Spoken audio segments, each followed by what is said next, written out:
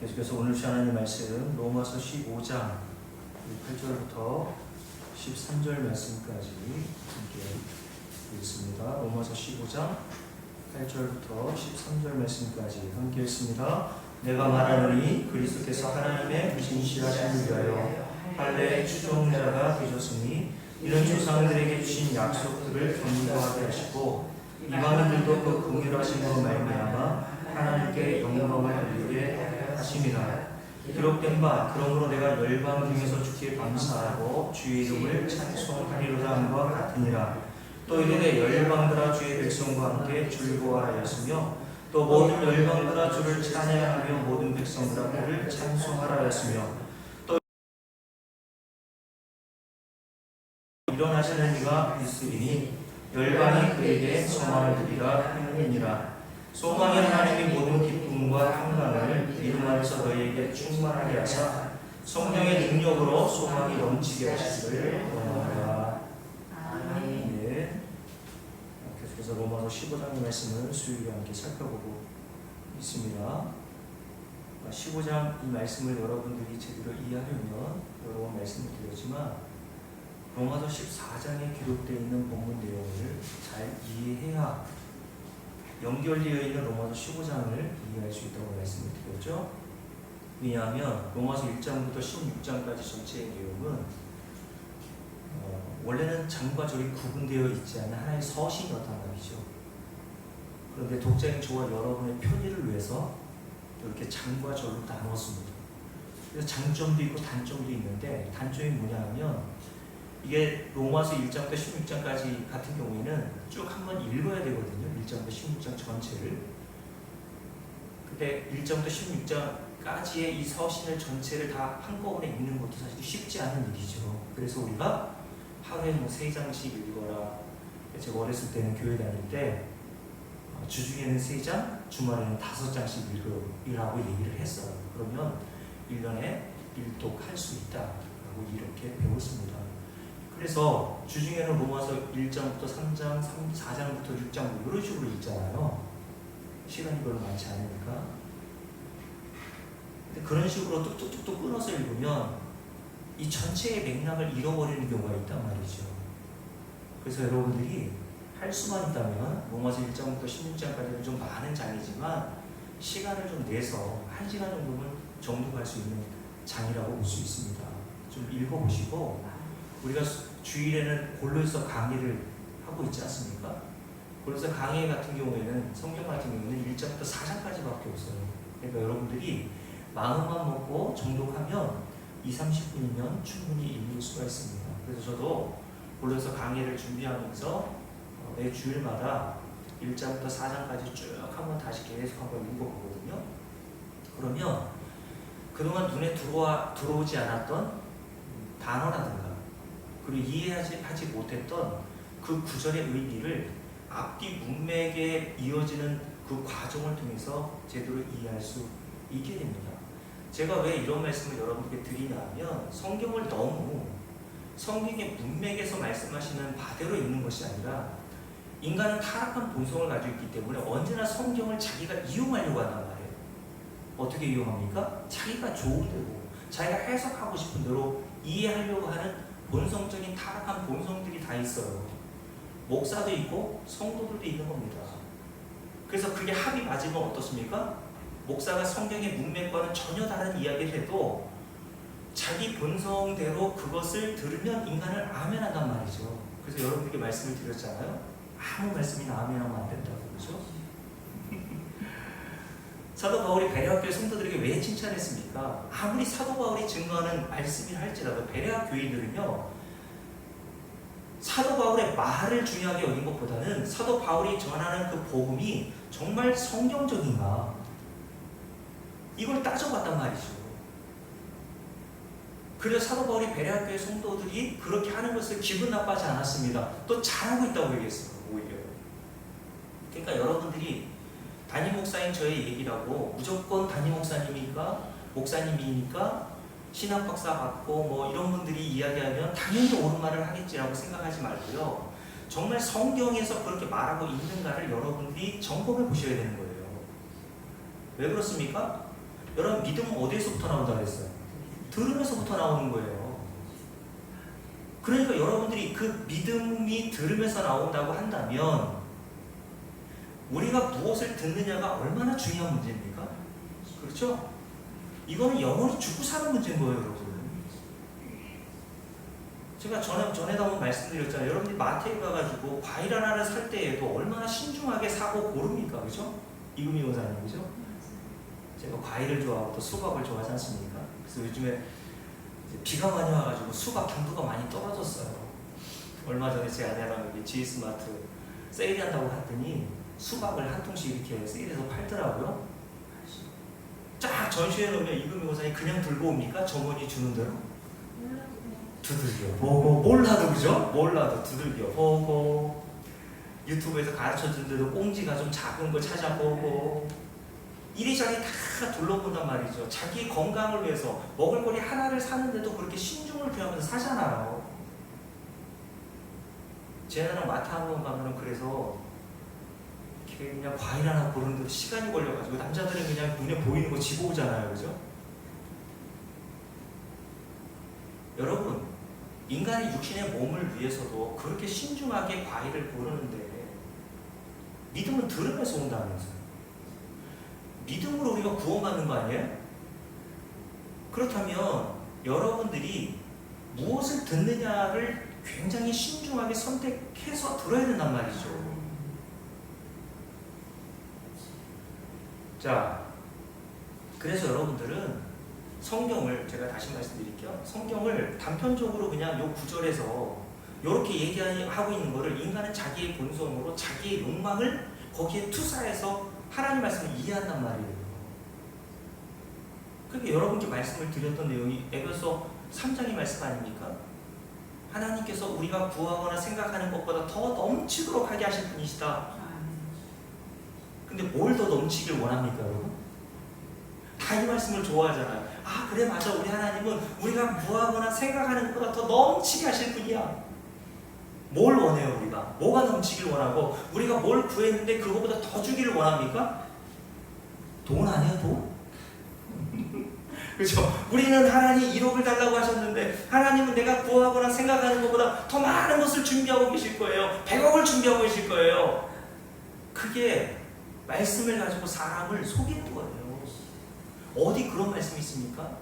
에베소 3장의 그 말씀은 그 앞부분에 기록되어 있는 말씀과 연결되어 있다고 그랬죠. 그 앞부분에 말씀이 뭐예요? 지식에 넘치는 그리스도의 사랑을 너희가 깨닫기를 원한다고 하면서 그 지식에 넘치는 그리스도의 사랑의 너비와 깊이와 높이가 너희가 어떠한지를 너희들이 알아먹기를 원한다. 그러면서 그 말씀이 딱 붙어 있는 거예요.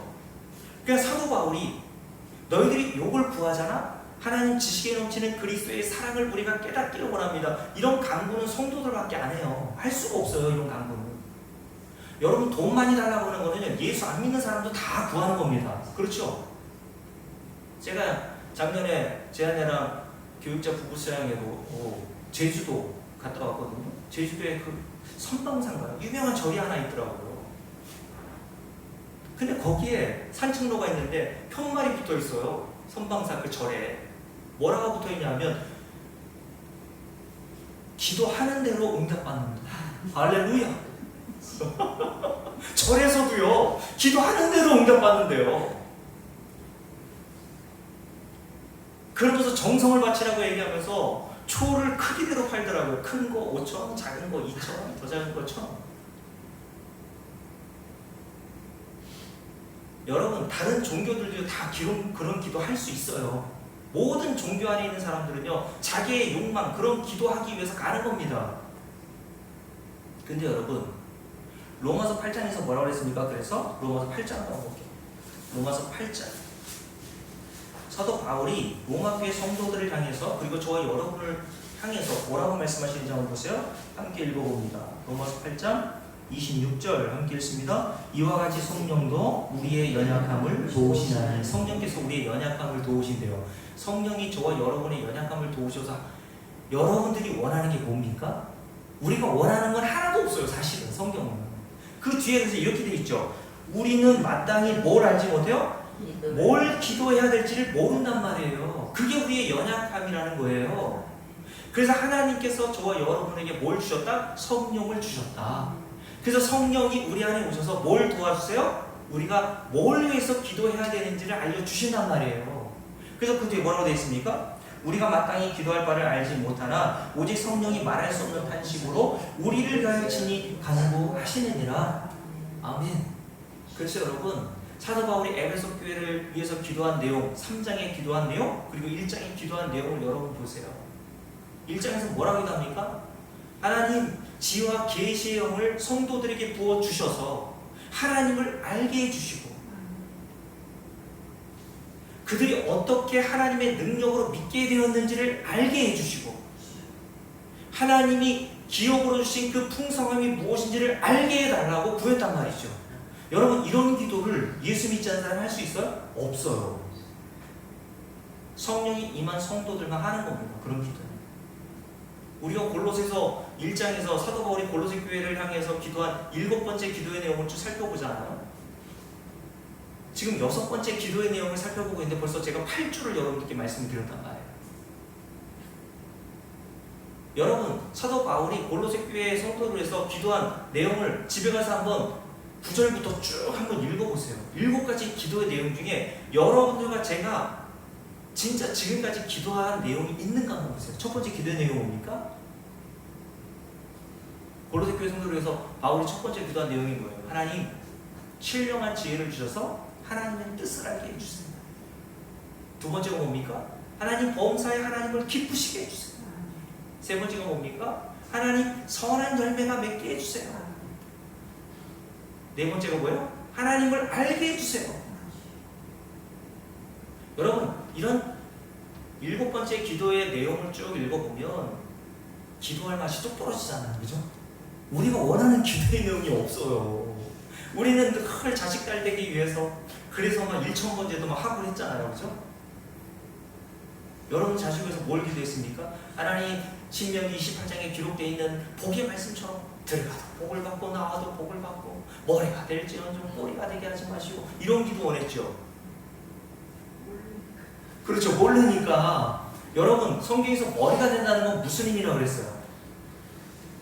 여러분, 교회의 머리신 예수가 머리 되셔서 하신 일이 뭡니까? 저와 여러분에서 죽으신 거예요. 머리 대신 예수 그리스도께서 저와 여러분에게 마태복음에서 하신 말씀이 뭐예요? 나는 너희에게 섬김을 받으러 온 것이 아니라 도리어 내가 너희들을 섬겨주러 왔다고 그랬어요. 그래서 제가 주일날 말씀드렸잖아요. 피조물이 원래 있어야 될 자리는 내가 하나님을 섬겨야 되는 자리가 아니라 저와 여러분은 하나님의 섬김을 받아야 되는 자리에 있어야 되는 거예요. 피조물인 저와 여러분이 천지를 창조하신 하나님을 어떻게 섬길 수 있습니까? 그 머리 대신 예수께서 저와 여러분을 섬기시기 위해서 저와 여러분과 같은 육체의 몸을 입고 뭐 하셨어요? 십자가에 죽으셨어요. 그게 머리 대신 예수께서 이 땅에 오셔서 하신 일이에요. 근데 우리가 생각하는 머리가 되고 싶은 이유는 뭐예요? 왜 머리가 되고 싶죠?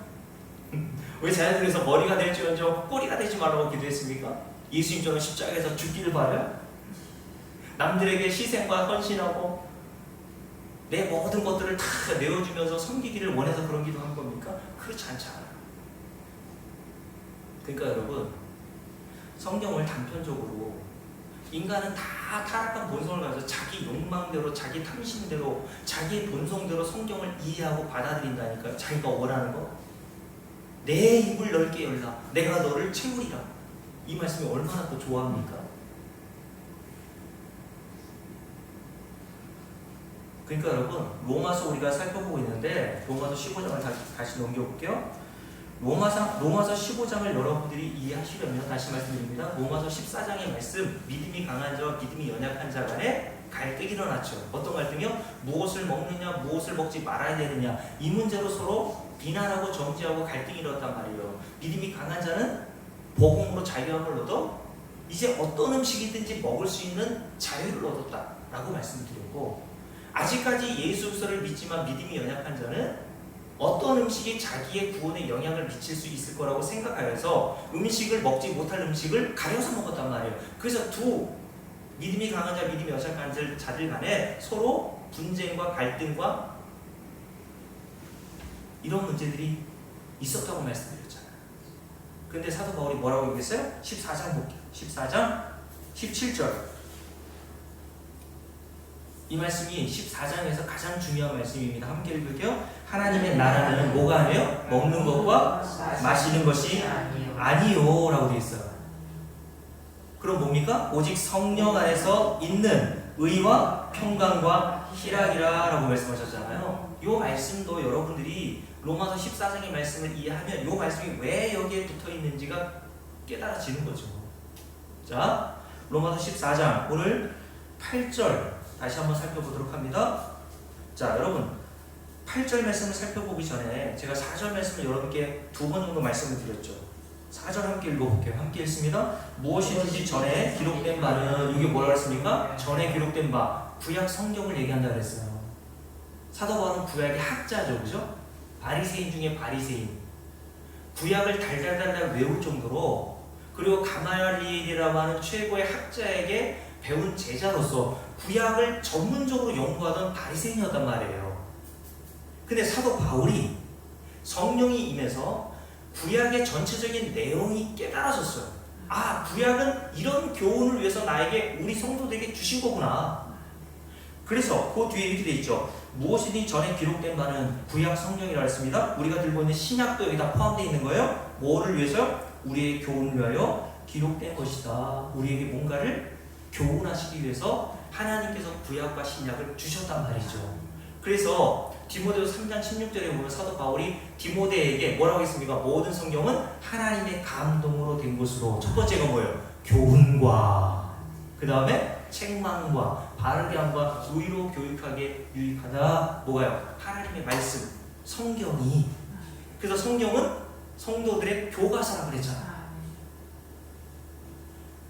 그래서 제가 지난주 수요일에 말씀드렸잖아요. 공부 잘하는 애들의 특징이 뭐라고 그랬어요? 1등 하는 애들 딱 물어보면 비결이 뭐냐고 그러면 다 한결같이 하는 말이 뭐라고요? 교과서 위주로 공부했습니다. 공부 좀 하셨나봐요. 다 아시네.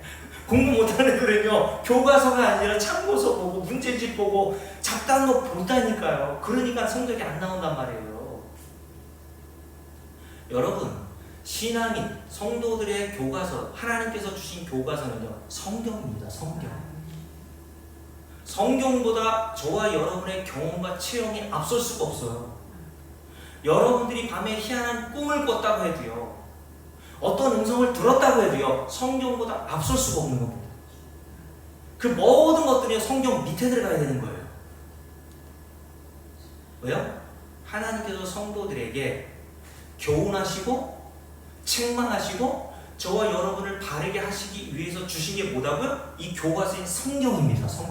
성경 이외에 다른 걸로 여러분의 신앙을 쌓아가지 말라고 말씀드렸죠. 성경 이외에 다른 것으로 여러분이 신앙을 쌓아가는 것 그 자체가 여러분이 신앙이 병든 거예요. 여러분, 우리가 흔히 이런 말을 하죠. 어떤 질문을 했을 때, 아, 우리 목사님이 그러던데요? 그렇게 말하면 안 돼요. 우리 목사님이 그런 거하고 성경이 그렇게 말하는 거하고 다를 수도 있잖아요. 그죠? 아무리 담임 목사님이 그렇게 얘기해도, 제가 설교 서두에 말씀드렸죠. 말씀에서 그렇게 말하고 있는가를 여러분들 스스로 점검해 봐야 되는 거예요. 네? 자, 다시요. 하나님의 말씀, 성경, 구약과 신약은 우리의 교훈을 위하여 기록된 것이래요. 그러면서 그 뒤에 이렇게 돼 있어요. 우리로 하여금 인내로 또는 성경의 위로로 소망을 가지게 하려 함이라. 하나님의 교훈을 성경을 통해서 배우잖아요. 그럼 뭐를 받아요? 위로를 받고 소망을 받습니다. 맞아요? 여러분들이 진짜 성경의 교훈을 제대로 받잖아요. 그 복음입니다. 그게 복음을 여러분들이 제대로 알잖아요. 그럼 복음으로 말미암아 위로를 받고 소망을 갖게 된다니까요. 이 세상에서 이해할 수 없는, 성도들만이 말씀을 통해서 얻게 되는 위로와 참 소망을 갖게 돼요.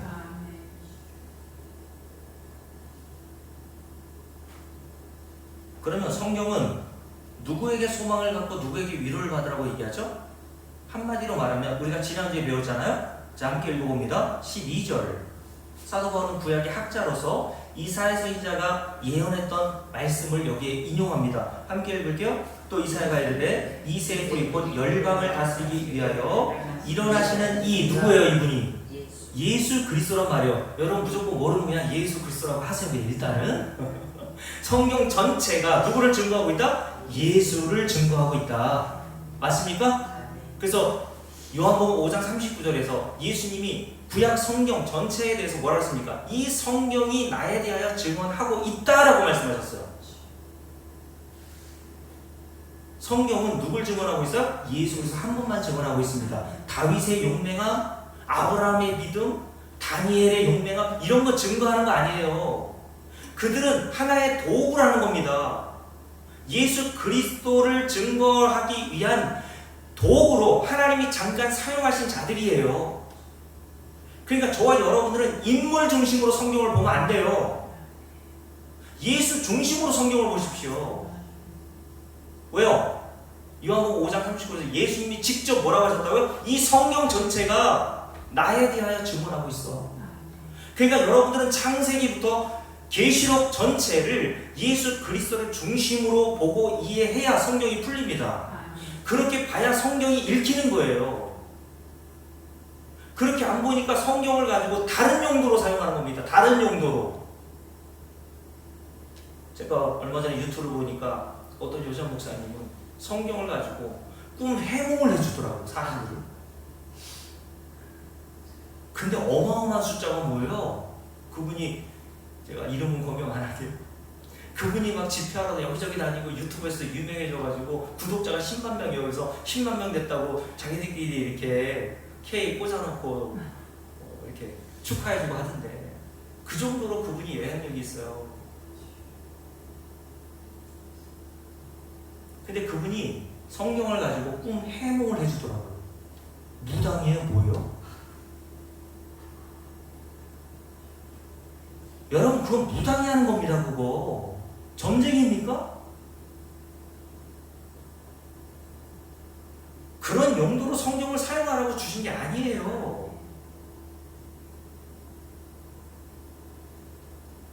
이 세상을 살아가는데 필요한 처세술을 배우게 하기 위해서 주신 것도 아니고요. 기도 응답 받는 비결을 위해서 주신 것도 아닙니다. 여러분 돈 많이 벌 수 있는 지혜를 얻고 방법을 알라고 그래서 재정동의하라고 성경을 주신 게 아니란 말이에요. 성경은 예수 그리스도 한 분만을 증거하라고 주신 겁니다. 그러니 이 성경이 그거 하나만을 증거하라고 목사님 저에게 맡겨주셨다면 목사님 저는 저와 여러분에게 이 성경을 인용하고 성경을 가지고 누굴 증거해 줘야 돼요? 예수 그리스도와 십자가를 증거해 줘야 되는 거예요. 왜요? 예수님 자신이 다시 말씀드리면 중요하니까요. 요한복음 5장 30절을 외우세요. 이 성경은 나에 대하여 증언하는 거라고 말씀하셨어요. 그래서 전에 어떤 목사님이 설교하시면서 그런 얘기 하시더라고요. 60 한 중반 넘으셨나 봐요. 근데 너무 신나가지고 설교하시는데 저는 그 말씀이 이해가 돼요. 65세 되셨으니까 35년 이상을 목회하신 거 아니에요. 근데 그분이 설교단에 서셔가지고 뭐라고 첫 번째 오를 때시냐면 나는 목사 생활 35년 만에 성경이 예수 그리스도와 십자가만을 증거하고 있다는 사실을 깨달았다고 얘기했어요. 35년 만에.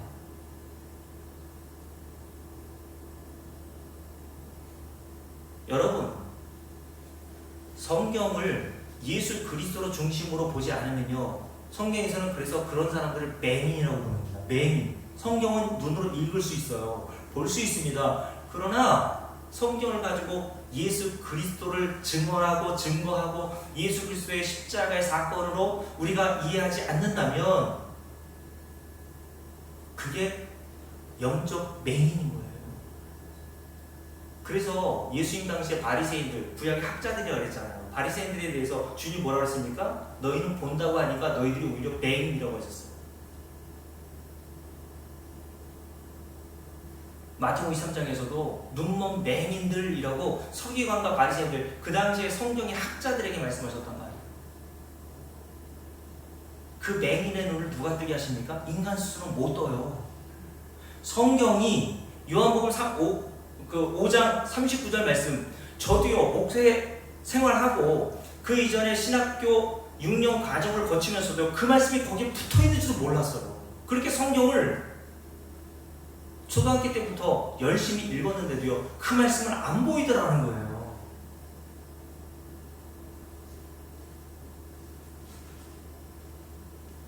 하나님께서 그래서 복음서에 보면요 맹인들이 자주 등장하죠. 그래서 맹인들, 그죠? 여러 병자들 중에 맹인들이 자주 등장. 왜 맹인들이 자주 등장하는지 아세요? 인간은 태어날 때부터 이런 맹인의 상태로 세상에 온다는 말씀이세요. 그런 눈먼 맹인들을 예수 그리스도께서 눈을 뜨게 하셔서 보게 하시잖아요. 그러니까 저와 여러분이 성경을 예수 그리스도 중심으로 읽게 되고 이해하게 되는 것 자체가 하나님께서 저와 여러분에게 행하신 기적입니다. 육신의 눈을 뜨는 게 기적이 아니라 진짜 영적인 맹인이 되어서 성경을 인간의 탐심 중심으로 봤던 것이 예수 그리스도의 십자가의 복음 중심으로 보게 되었다면 그게 영적인 맹인에서 눈을 뜨게 하신 하나님의 기적의 사건인 거예요.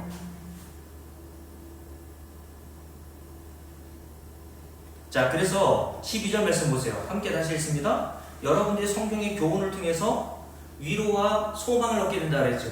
근데 그 위로와 소망의 대상이 뭐라고 얘기해요? 다시요. 또 이사야가 이르되 이새의 뿌리 곧 열방을 다스리기 위하여 일어나시는 이 예수라고 했습니다. 있으리니 열방이 그에게 소망을 두리라 하였느니라. 사도 바울이 구약의 학자로서 성령이 임하여 깨달은 게 뭡니까? 이사야 선지자가 왜 이 말씀을 예언하여 두었는지를 깨달았던 거예요. 모든 성도의 소망의 근거, 모든 소망의 기초는요, 모든 열방, 여기서 열방에서 예수 믿는 모든 사람들, 유대인들 중에, 이방인들 중에 모든 예수 믿는 자들을 얘기하는 거예요. 여러분들이 예수를 믿잖아요? 그 증거로 나오는 게 뭔지 아십니까? 예수에게 소망을 둡니다. 우리의 구원의 소망은 누굽니까? 예수예요.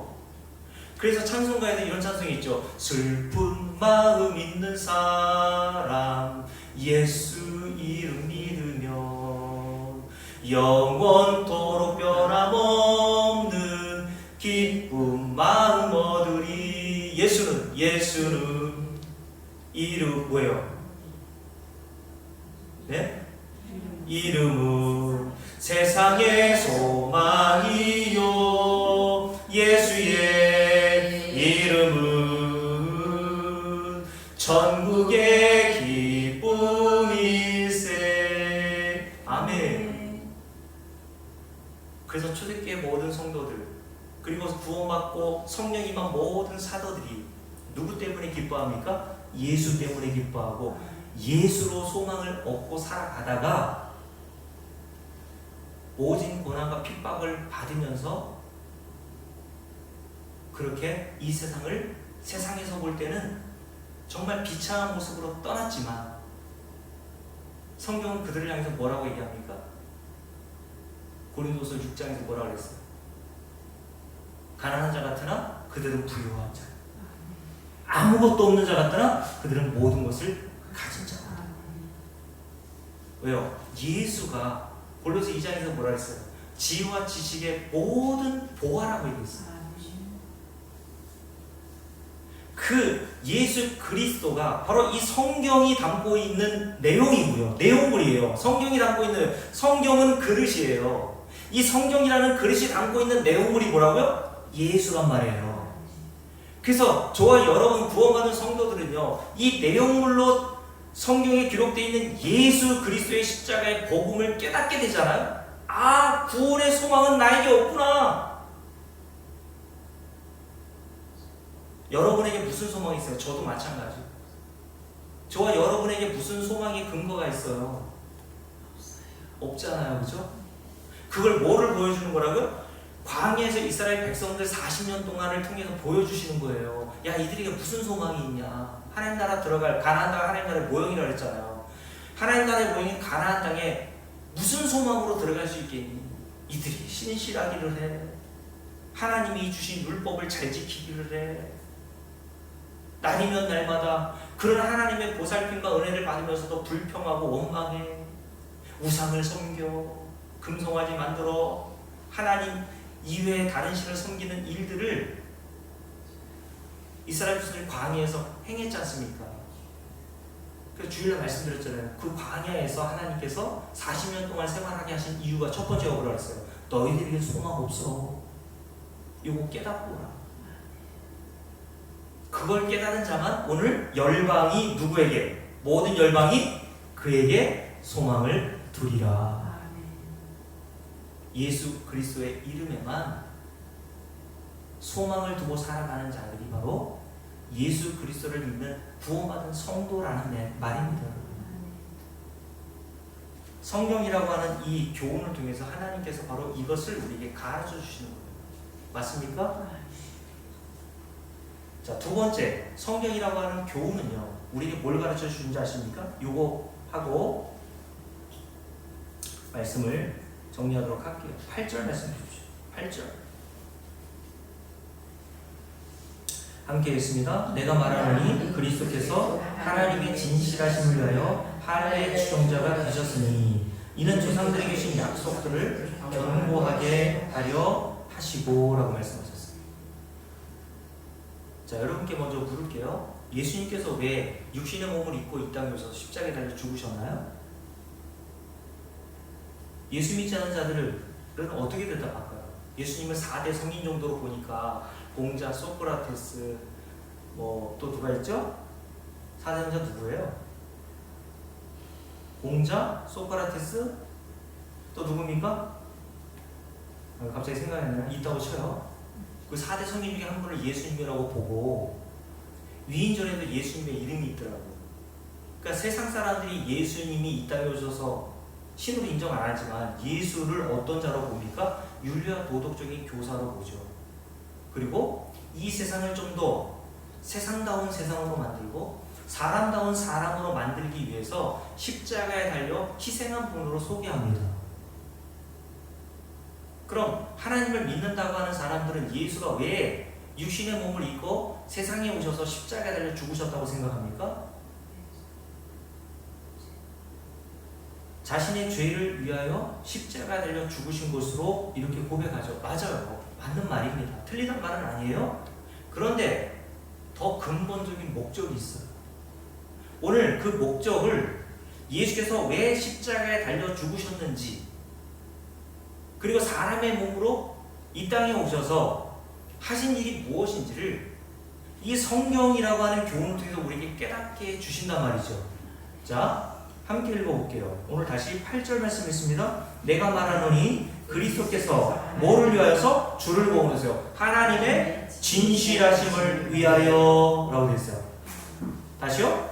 그리스도께서 이 세상에 오셔서 십자가에 달려 죽으신 이유, 근본적인 목적은요, 저와 여러분의 구원에 앞서 저와 여러분의 구원을 위해서 오신 것은 맞아요. 그런데 그거보다 먼저 더 궁극적인 이유와 목적이 뭐라고요? 하나님의 진실하심을 위하여 할례의 추종자가 되셨으니 이는 조상들에게 주신 약속들을 견고하게 하시기 위해서다라고 그랬어요. 다시요. 이 본문을요, 공동번역 성경에서는 이렇게 쉽게 번역했는데, 이렇게 번역한 성경을 읽어드리면 더 쉽게 이 내용을 이해할 수 있어요. 제가 읽어드리겠습니다. 공동번역에서는 이렇게 번역했어요.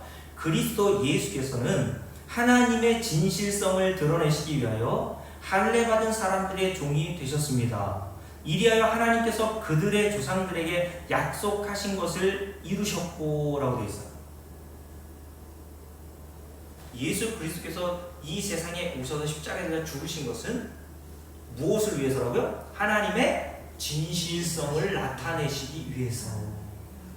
하나님이 얼마나 신실하시고 얼마나 진실하신 분인지를 드러내시기 위한 목적으로 예수께서 십자가에 달려 죽으셨단 말이죠. 이게 중요합니다. 이 성경 전체는요, 뭘 우리에게 교훈해 준다고요? 그렇죠. 예수 그리스도를 증거해 준다 그랬죠. 근데 예수 그리스도가 십자가에서 나타내고 증언하고 싶은 바가 뭐였냐면, 하나님이 그 뒤에 뭐라고 되어 있냐면 조상들에게 주신 약속이라는 말이 나오죠. 여러분, 어떤 사람을 신실하다, 어떤 사람을 진실하다고 말하죠? 약속을 잘 지키는 사람, 그죠? 약속을 했는데 약속을 잘 지키지 않으면 믿지 못할 사람으로 생각하잖아요, 그죠? 그래서 양치기 소년 이야기 여러분 잘 알잖아요. 늑대다! 동네 사람들이 깜짝 놀라가지고 3번을 갔더니 늑대가 없고 거짓말이에요. 그 다음부터 믿어요, 안 믿어요? 늑대 할아버지가 나타났다고 해도 안 믿잖아요. 여러분, 그 사람의 진실성, 그 사람이 얼마나 믿을만한지는 뭐를 보면 알아요? 약속을 얼마나 지켜내는지를 보면 아는 거예요. 그죠?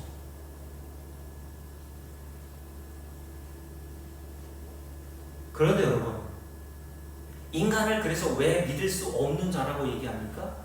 인간을 왜 신뢰의 대상이 아니라고 얘기해요? 인간은 자기가 내뱉어 놓고 자기가 약속한 모든 것들을 뒤엎는 경우가 너무나 많아요. 자기의 유불리, 자기의 이익과 손해에 따라서 내가 약속했던 것도, 어제 약속한 것도 오늘 손바닥 뒤집는다니까요. 그렇죠? 인간은 그러므로 첫 번째, 왜 신뢰의 대상이 아닌 줄 아십니까? 약속을 지킬 능력이 없어요. 1차적으로. 그죠? 제가 목사로서 저에게 뭐 성도들이 여러 가지 약속을 호언장담하는 것을 들은 적이 있죠. 목사님, 제가 목사님의 오른팔, 왼팔이 되어드릴게요. 그 사람들 다 어디 갔는지 몰라. 나는 아니지요. 주일날 말씀. 베드로가 예수님의 제자들처럼 나를 팔자가 있어 라고 했더니 제자들이 다 한결같이 하는 말이 뭐였어? 나는 아니지요. 아니긴 뭐예요? 다 도망갔잖아, 예수님 배신하고. 심지어 수제자였던 베드로, 자기를 믿고 자기가 그럴 사람이 아니라는 것을 예수님께 각인시키려고 하잖아요. 예수님이 야, 네가 나를 3번 다굴기 전에 부인하고 나를 저주하고 떠날 거야 라고 했더니 베드로가 뭐라고 합니까? 그런 말씀 하지 마세요. 다른 제자들은 다 배신하고 도망갈지 모르겠지만 나는 죽을지언정 절대 주님을 배신하거나 떠나지 않을 거예요. 그때 며칠 못 가죠? 그렇죠. 그래서 닭이 꼬끼요 그랬더니 주님의 말씀이 기억나서 그 닭 소리만 들으면 펑펑 울더라. 그래서 그 이유도 성경에 나오진 않아요. 베드로가 닭 소리만 들으면 기겁을 했대잖아요. 여러분, 이런 베드로라든가 광야 이스라엘 백성들, 출애굽기 20장에서 하나님께서 모세를 통해 율법을 주셨잖아요. 그렇죠? 십계명을 비롯한 여러 율법을 주셨어요. 그리고 낭독하라고 하셨죠. 그랬더니 이스라엘 백성들이 하나님이 주신 그 율법에 대해서 뭐라고 얘기했습니까? 뭐라고 서약했어요? 우리가 하나님 말씀을 다 준행해 버릴게요. 2번이나. 그리고 사인까지 했다고 했잖아요. 그리고 나서 얼마 못 가서 뭐 했습니까? 출애굽기 32장에서 금송아지 만들었단 말이에요. 십계명 첫 번째 계명이 뭐예요? 그렇죠. 나 이외에 다른 신을 섬기지 마. 2번째, 너를 위해서 새긴 우상을 만들지 마. 그리고 3번째, 나의 이름을 망령되이 일컫지 마. 이 3가지 계명을 금송아지 우상을 만들면서 다 깬 거예요. 그래서 모세가 십계명을 들고 오다가 금송아지 섬기는 이스라엘 백성들을 보고 에따이 그러면서 십계명 돌파로 확 던져버리잖아요. 이스라엘 백성들과 저와 여러분, 베드로가 다를 바가 없습니다. 인간은 신실함이 없어요. 자기가 아무리 지키려고 노력해도요, 능력이 없어서 지키지 못하는 경우도 있고요. 거짓말합니다.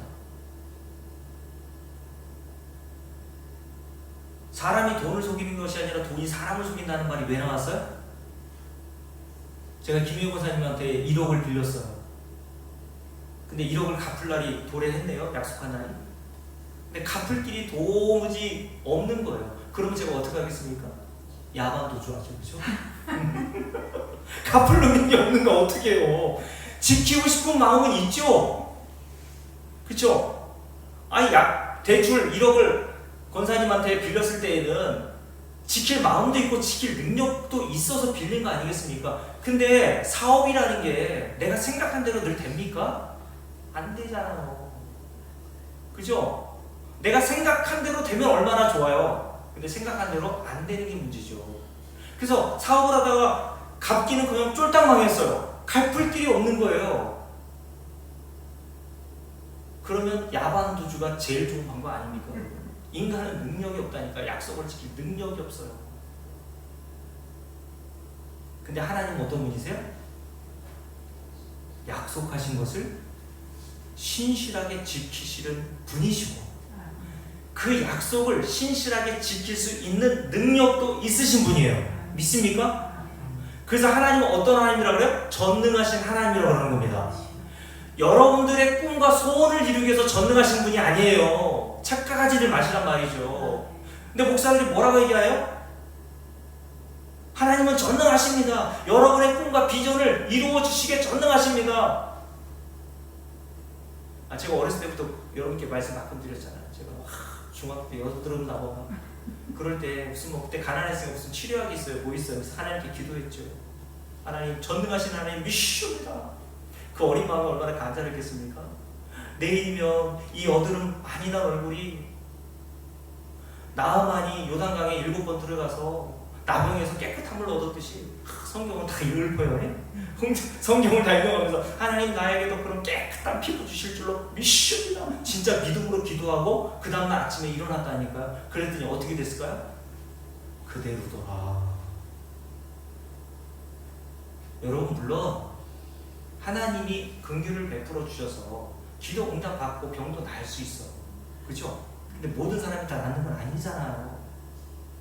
그러니까 성경에서 말하는 하나님의 전능함이라는 거는요, 여러분과 저의 꿈과 소원을 이루시기 위해서 전능하시다는 뜻이 아니라 하나님은 저와 여러분에게 약속하신 것에 전능하시다는 분이에요. 그래서 하나님은 전능하셔서 저와 여러분에게 약속하신 모든 것들을 다 이루어 주십니다. 그게 오늘 성경이 우리에게 뭐 하는 거? 교훈하고 있는 거. 첫 번째로 제가 뭐라 했습니까 지금? 성경이 4절 말씀에 우리로 하여금 뭘 교훈한다 그랬어요? 뭘 위해서 교훈하기 위해서 기록했다고요? 자, 8절 다시 읽어볼게요. 함께 읽습니다. 내가 말하노니 그리스도께서 하나님의 진실하심을 위하여 세상에 오셨다는 것을 성경을 교훈을 통해서 드러내셨다. 예수께서 세상에 오신 목적, 십자가에 달리신 목적은 저와 여러분을 구원하시기 이전에 그 목적이 없다는 게 아니에요. 그러나 그 목적보다 더 궁극적인 목적은 십자가에 달려 죽으심으로 말미암아 무엇을 드러내시기 위해서? 하나님의 진실하심을 드러내시기 위해서.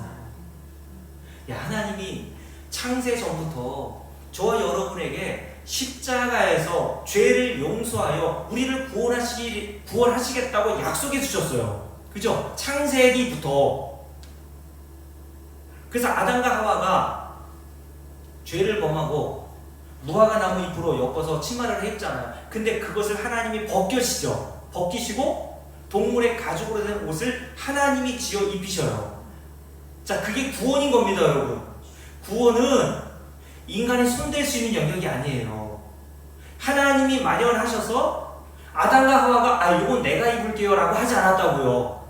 하나님 그냥 손수 지어주셨는데 염치가 있어야죠. 하나님 입는 건 내가 할게요 이랬나요? 창세기 보면요, 하나님이 그들에게 가죽옷을 입히셨더라라고 되어 있어요. 가죽옷은 누가 만들어 놓으셨어요? 하나님이. 입히신 것도 누구세요? 하나님이. 그게 구원이란 말이에요. 구원은 저와 여러분이 뭘 할 수 있는 게 없어요. 하나님이 준비하시고 하나님이 준비하신 그 모든 약속을 예수 그리스도의 십자가를 통해서 이루어내시는 게 구원입니다, 여러분. 그래서 그 모형으로 예수님께서 요한복음 13장에 보면 제자들이 받을 일일이 다 시켜주시잖아요. 그때 제자들의 나이가 30이 다 넘었다니까요. 제자들 손발 없어요? 우리 김용사 어떠세요? 제가 권사님 발을 씻기려고 하면 권사님부터 어떻게 하시겠어요? 목사님 제가 씻을 수 있어요. 내가 애인 줄 알아요? 그렇게 할 거 아닙니까? 그래서 제자인 베드로가 나서가지고 뭐라 그랬습니까? 그 당시에 손님의 발을 씻기는 노예는요, 노예 중에서 최하 계급에 속해 있는 노예가 집에서 밖에서 나갔다 돌아온 주인의 발을 씻기는 일을 했거든요. 근데 자신의 스승이요, 베드로가 뭐라고 그랬어요? 마태복음 16장에 주는 그리스도시요 살아계신 하나님의 아들이라 했잖아요. 그렇죠? 근데 하나님의 그 아들이신 예수 그리스도가 그 거룩하신 손으로 자기의 발을 닦아주신다고 하니까 아니에요. 주님, 내가 닦을 수 있어. 그때 주님 뭐라고 했습니까? 내가 너를 씻어주지 않으면 너와는 상관이 없어. 그리고 제자들의 발을 일일이 다 닦아주시죠. 그리고 수건으로 허리에 두르시고 닦으시고 난 다음에 수건으로 다 또 이렇게 닦아주세요. 물도 주님께서 대하에 받아오시고 제자들의 발도 주님이 씻어주시고 그 물기 있는 발을 수건으로 닦으신 것도 주님이 하신 일이에요. 이게 구원이란 말입니다, 여러분. 구원은 주님께서 처음부터 A부터 Z까지 다 해주시는 거예요. 그래서 성경에 보면 하나님이 그렇게 뭐라고 합니까? 알파요 오메가라고 얘기했어요. 이게 헬라어 첫 단어와 끝 단어인데 하나님은 처음이요 나중이요 마지막이라고 했어요. 무슨 말입니까? 하나님께서 천지 창조를 하실 때에도 처음부터 끝까지 홀로 다 행하시죠. 이금 변호사님이 하나님이 천지를 창조하시는데 뭐 조금이라도 보탬이 됐어요? 하나님이 다 인간에게 필요한 모든 것들을 준비해 놓으시고 마지막 여섯째 날 인간을 창조하셨단 말이에요. 그러면서 뭐 하라고 하십니까? 너는 안식해. 내가 너를 위해서 다 준비했단다. 너는 누리면 돼. 그게 구원과 연결되는 거예요. 창조의 사역과 구원 사역은 연결된다고 말씀드렸잖아요. 창조 사역도 하나님이 모든 것들을 다 준비해 주시고 아담과 하와에게 누리라고 하셨던 것처럼 구원 사역도 마찬가지예요. 하나님이 구약에서 이미 약속하신 모든 것들을 십자가에서 다 이루어 놓으시고 저와 여러분에게 무상으로 주신 게 구원입니다. 그걸 그래서 구원을 뭐라고 합니까? 한 두 자로 은혜라고 얘기해요. 은혜. 은혜가 뭐예요? 내가 한 일이 없는데 무상으로 주어지는 게 은혜잖아요. 그러니까 이 시대는 제가 주일날 말씀드렸잖아요. 죄가 뭔 줄도 모르고 믿음이 뭔 줄도 모르고 회개가 뭔 줄도 모르고 은혜가 뭔 줄도 몰라요. 교회에서 매일 은혜 얘기하는데 은혜가 뭔 줄도 모르고 은혜 한단 말이에요. 은혜는 뭐라고요? 받을 자격과 조건이 안 되는 자에게 하나님이 무상으로 주신 것, 그게 은혜입니다. 그래서 구원을 왜 은혜라고 합니까? 받을 자격이 없는 저와 여러분이기 때문에. 그래서 에베소 2장에서 뭐라 그랬어요? 구원에 대해서 그 은혜에 인하여 믿음으로 말미암아 구원을 받았어요. 획득한 거예요? 받는 거예요? 구원을. 그럼 받았다는 건 누가 주셔야 받는 거 아니에요? 하나님이 저와 여러분에게 받으라고 주셨단 말이에요. 그래서 그 뒤에 뭐라 했습니까? 이는 사람에게서 난 것이 아니요 하나님이 우리에게 주시는 선물이라고 얘기했어요. 왜 우리에게 선물로 구원을 주십니까? 그 뒤에 이유가 나와요. 이는 아무도 자랑하지 못하게 하려 함이라. 그러면 자기를 구원해서 자랑하지 못하면 누구만을 자랑합니까? 그 구원을 거저주신 하나님과 아들이신 예수만 자랑하는 거예요. 왜요? 저와 여러분의 구원이라는 것은 오늘 말씀 예수께서 십자가에서 하나님의 진실하신 저와 여러분을 구원하시기로 약속하신 모든 것들을 십자가에서 다 이루어내셔서 우리는 그의 혜택을 거저 받았기 때문에, 그래서 저와 여러분은 그 은혜를 받은 자로서 거저 받은 자로서 그 은혜를 주신 하나님과 예수만 찬송하게 되는 겁니다. 이게 신앙생활인 거예요, 여러분. 그 은혜가 너무 감사하고 감격스러워서 헌금도 하고 예배도 드리고 헌신도 하고 하는 거예요, 여러분. 그래서 사도 바울이 골로새 교회 성도들 위해서 기도했던 마지막 기도의 내용, 요거 읽고 마칠게요. 골로새 1장을 한번 보세요. 골로새 1장. 이 7번째 기도의 내용을 주일에 말씀을 드리겠지만 한번 볼게요. 자, 골로새 교회를 위해서 사도 바울이 마지막에 기도한 마지막 7번째 기도 12절 함께 읽습니다. 우리로 하여금 빛 가운데서 성도의 기업의 부분을 어떻게 얻기에 합당하게 하신 누구에게? 아버지께 감사하게 하시기를 원하노라. 누구에게 감사하게 하시길 원한다고요? 아버지께. 여러분의 하나님 그리고 그 아들 예수 그리스도에게 감사하게 하시기를 원하노라. 왜 이 기도를 했을까요? 감사하게 하시기를 원하노라. 여러분, 성경에서 말하는 감사는요, 인간이 노력해서 나오는 감사가 아니에요. 감사 못해다가 백날 써봐야 소용없어요. 하나님이 예수 그리스도를 통해서 어떻게 자기의 약속을 이루어셔서 저와 여러분에게 거저 구원을 주셨는지를 여러분들이 성령을 통해서 깨닫게 되어야 그때에서야 성도는 하나님께 예수 그리스도에게 감사가 터져 나오는 겁니다. 찬송이 터져 나오는 거예요. 그래서 제가 좋아하는 로이드 존스 목사님은 성도의 표지, 성도의 표지가 뭐냐, 성도라고 하는 증거가 뭐냐, 감사라고 해서 감사. 여러분 진짜 하나님께 감사합니까? 저는 목사로서 목사가 되고 나서 제2의 회심을 하고 나서 진짜 복음이 무엇인지를 깨닫게 되니까요. 진짜 하나님 이외에는, 예수 그리스도 이외에는 여러분들에게 말하고 싶지도 않고 그분만을 찬송하고 그분에게만 감사하고 싶어요. 저와 여러분이 진짜 참 복음을 깨닫게 되어서 오늘 사도 바울이 고린도 교회 성도를 위해서 기도했던 내용처럼 우리 하나님 아버지께 감사하게 되기를 주의 이름으로 축복합니다. 우리 함께 찬송가 369장 2절 부르고 우리 잠깐 1분 동안 기도하고 오늘 예를 놓습니다. 여러분 2절 후렴 부분에 보면 이런 가사가 나오죠. 이런 진실하신 친구 찾아볼 수 있을까?